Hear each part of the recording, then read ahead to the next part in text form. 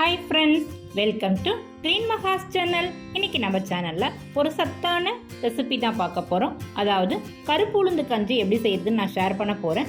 So video ரொம்ப யூஸ்ஃபுல்லாக இருக்கும்னு நினைக்கிறேன். வீடியோவை ஸ்கிப் பண்ணாமல் முழுமையாக பாருங்கள். வீடியோக்குள்ளே போகிறதுக்கு முன்னாடி நீங்கள் நம்ம சேனலை ஃபஸ்ட் டைம் பார்க்குறீங்கன்னா GreenMaha's சேனலை சப்ஸ்கிரைப் பண்ணி வச்சுக்கோங்க. கூடவே வர பெல் ஐக்கானை கிளிக் பண்ணிக்கோங்க. அப்போ தான் நான் போடுற அடுத்தடுத்த வீடியோஸ் உங்களுக்கு நோட்டிஃபிகேஷனாக வந்து சேரும். வாங்க இப்போ வீடியோக்குள்ளே போகலாம். கருப்பு உளுந்து கஞ்சி செய்கிறதுக்காக நான் 1 கிலோ போல் கருப்பு உளுந்து எடுத்திருக்கேன். இது முழு உளுந்தாக எடுத்திருக்கேன். உடைச்ச உளுந்து கூட எடுத்துக்கலாம், பாதி பாதியாக கூட கிடைக்கும். அந்த மாதிரி உளுந்து கூட எடுத்துக்கலாம். இந்த கருப்பு உளுந்தில் வந்து நிறைய சத்துக்கள் இருக்குது. எஸ்பெஷலி சொல்லணுன்னா கால்சியம், அயன், விட்டமின் பி நிறைய இருக்கிறதால இது போன் ஹெல்த்துக்கு ரொம்ப நல்லது. அது மட்டும் இல்லை, இதில் பொட்டாசியமும் இருக்குது. பொட்டாசியம் இருக்கிறதால பிளட் சர்க்குலேஷனை நல்லா இம்ப்ரூவ் பண்ணும்.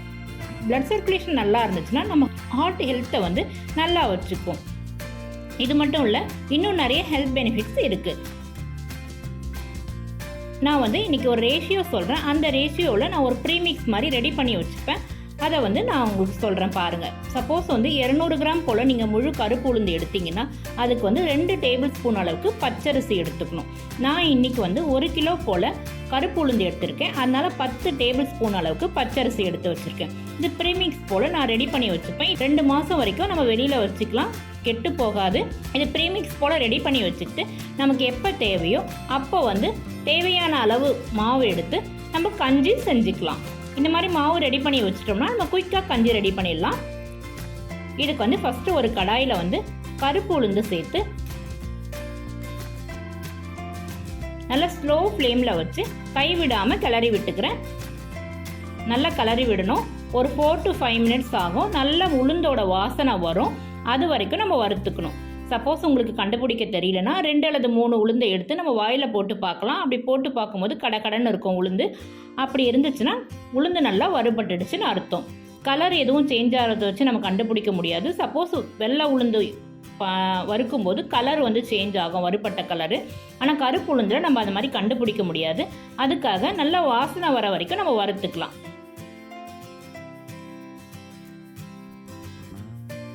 உளுந்த அளவு நிறைய இருக்கிறதால பாதி அளவு உளுந்து மட்டும் நான் ஃபஸ்ட் டைம் போட்டு வறுத்துக்கிறேன்.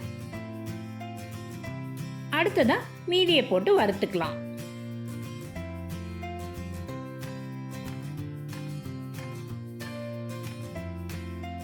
உளுந்து வறுபட்ட பிறகு வாசனைக்காக நான் 4-5 ஏலக்காய் போல் இந்த கருப்பு உளுந்துலேயே ஏலக்காய் போட்டு வறுத்துக்கிறேன். ஒரு வறுத்துக்கிறேன்.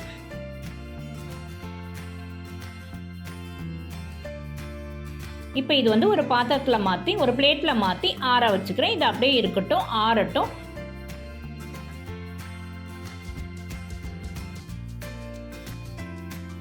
நம்ம எடுத்துருக்கிற பச்சரிசியை வந்து இதே கடாயில் போட்டு ஒரு பரட்டு, அதாவது ஒரு வறுத்து கொட்டிடலாம். அப்போ வந்து ஸ்டவ்லாம் எரியணும்னு அவசியம் இல்லை. அந்த சூடே போதுமானது.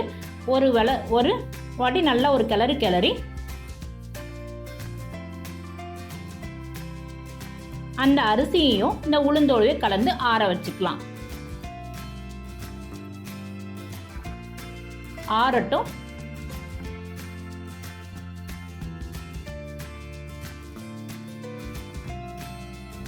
ஆறின பிறகு நான் மில்லில் கொடுத்து அரைச்சிக்கிறேன்.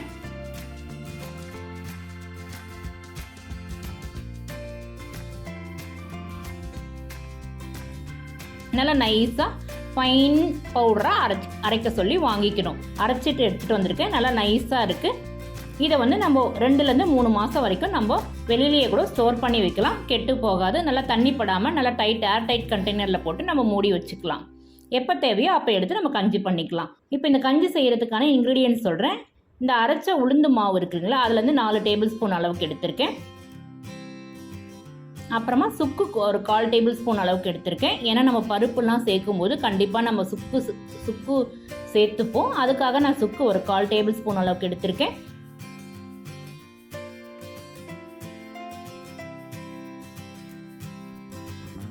அப்புறம் கருப்பட்டி வந்து ஒரு 4-5 கியூப் போல் எடுத்திருக்கேன்.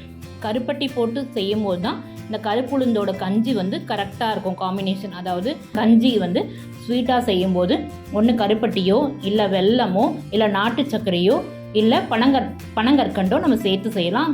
குறிப்பாக சொல்லணுன்னா கருப்பட்டி போட்டு தான் இந்த கஞ்சியை செய்யணும். அப்படி செஞ்சால் தான் நல்லது. ஏன்னா கருப்பு உளுந்து வந்து கொஞ்சம் ஹீட்டு, அந்த ஹீட்டை காம்பன்சேட் பண்ணுறதுக்கு வந்து இந்த கருப்பட்டி வந்து ஹெல்ப் பண்ணும். கருப்பட்டி வந்து கொஞ்சம் கூலாக இருக்கும்.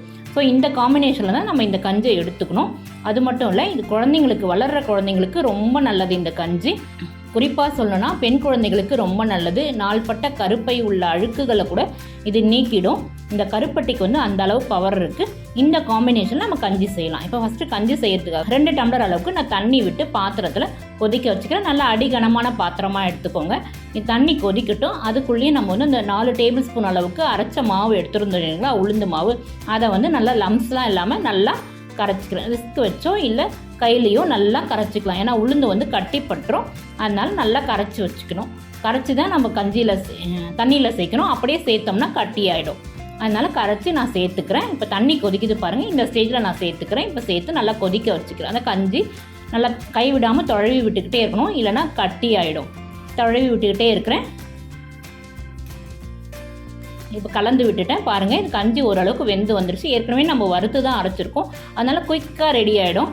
இப்போ பாருங்கள், கஞ்சி நல்லா கொஞ்சம் திக் கன்சிஸ்டன்சி வந்த பிறகு கொஞ்சமாக அந்த சுக்குத்தூளை வந்து நம்ம சேர்த்துக்கலாம். சுக்குத்தூளை சேர்த்து நல்லா கலந்து விட்ட பிறகு நான் வந்து இந்த கருப்பட்டியை வந்து தண்ணியில் கலந்து கொதிக்க வச்சு, அதாவது கொஞ்சம் சூடு பண்ணி அதோட டஸ்ட்டெல்லாம் ஃபில்டர் பண்ணி எடுத்து வச்சுருக்கேன். ஏன்னா இந்த கருப்பட்டியில் கொஞ்சம் டஸ்ட் இருக்கும், கல் மண் ஏதாவது இருக்க வாய்ப்பு இருக்குது. அதனால நான் ஃபில்டர் பண்ணி எடுத்து வச்சுருக்கேன். அதை வந்து இந்த ஸ்டேஜில் சேர்த்துக்கிறேன்.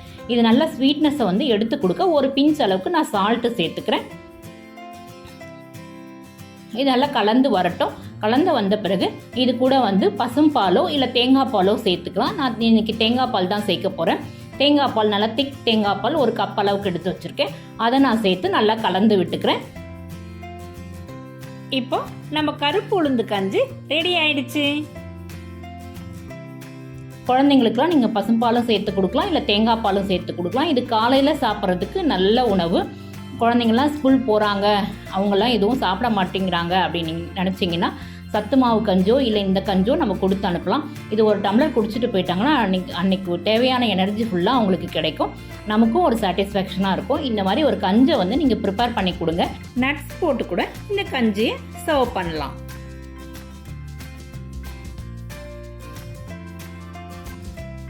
இது குழந்தைங்கள்லாம் விரும்பி சாப்பிடுவாங்க. நீங்கள் நாட்டு சக்கரை கூட சேர்த்துக்கலாம்.